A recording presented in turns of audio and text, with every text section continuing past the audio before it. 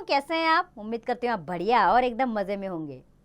तो चलिए आज पढ़ते हैं एक अच्छा सा लेख जिसका नाम है अच्छे नागरिक। बच्चों, पाठ को शुरू करने से पहले उसका संक्षिप्त जानकारी उसके बारे में ले लेते हैं।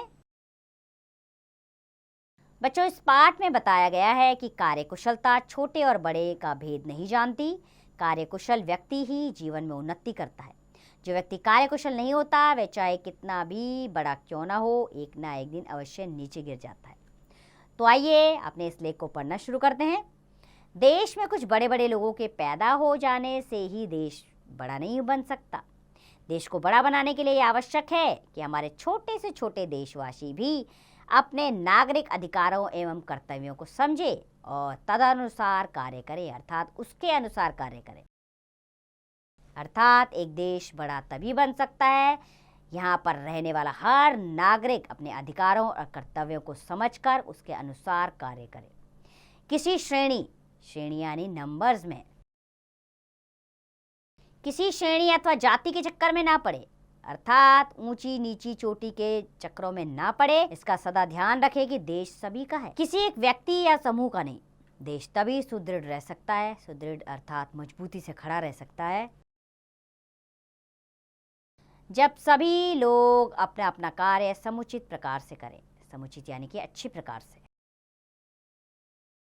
हमारी सबसे बड़ी आवश्यकता है कार्यकुशल नागरिकों की संख्या।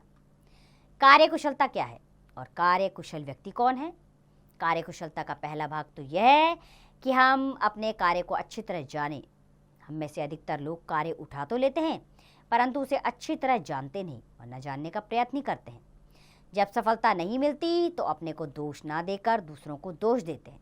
अर्थात हम में से कई लोग ऐसे हैं जो अपना काम ठीक से करते नहीं हैं लेकिन दूसरों को दोष देते रहते हैं। साधारण रूप से शायद यह समझा जाता है कि घास छिलना या झाड़ू देना बड़ा सरल कार्य है। यदि हम इन कार्यों को करने का प्रयास करें तो ज्ञात हो जाएगा कि इनके लिए भी शिक्षा की कितनी आवश्यकता होती है। हम काम के ब्यौरों पर ध्यान नहीं देते। ब्यौरों यानी कि उनके लेखे जोखे पर। इस बात पर हम ध्यान नहीं देते और ना उनमें योग्यता तथा निपुणता प्राप्त करने का प्रयत्न करते हैं। निपुणता यानी कि उसमें शिक्षित होना, उसमें निपुण होना, योग्य होना। इससे हमारा कार्य खराब होता है। अर्थात हम किसी भी काम को पूरी तरह अच्छे से नहीं करते, उसमें निपुण नहीं होते, जिससे हमारा वो काम खराब हो जाता है। यदि हम लोग अपने अपने कार्य के एक एक भाग को समझें और उसमें प्रवीण होने का ध्यान रखें, प्रवीण यानी कि दक्ष होने का,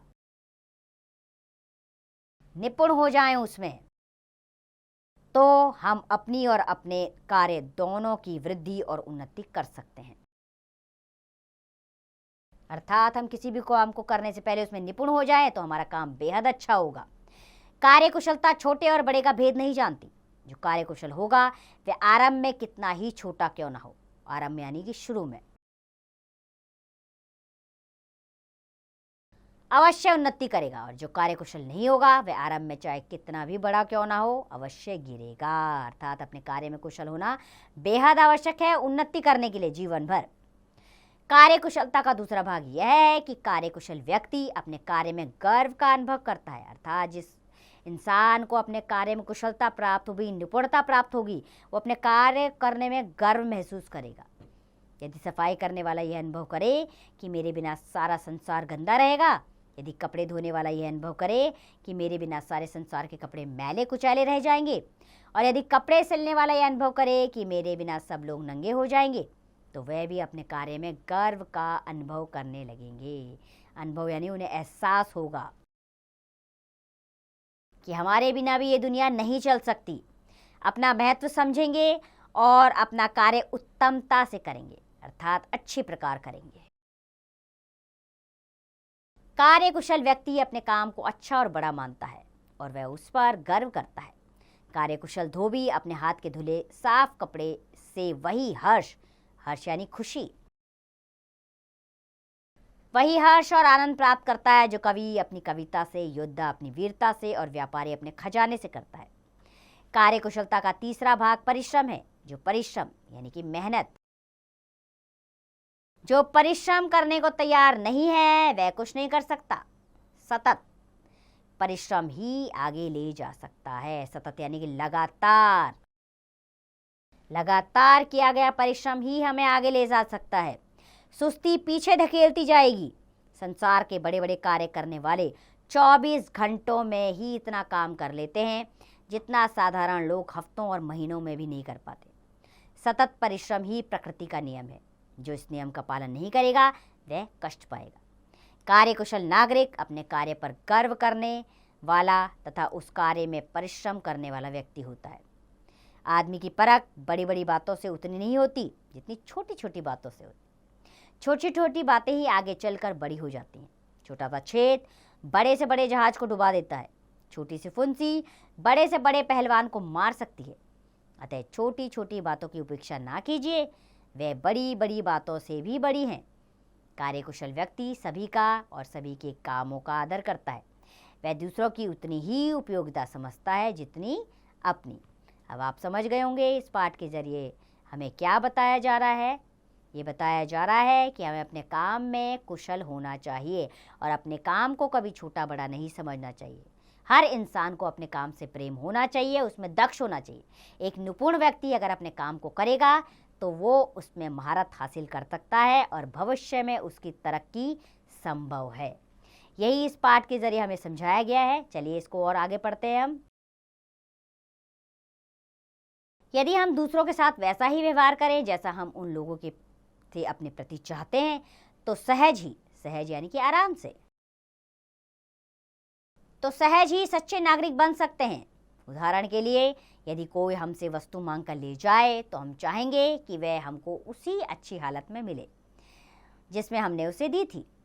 यदि कोई हमको वचन दे तो हम यह चाहेंगे कि वह ठीक तरह से समय पर उसे पूरा करे।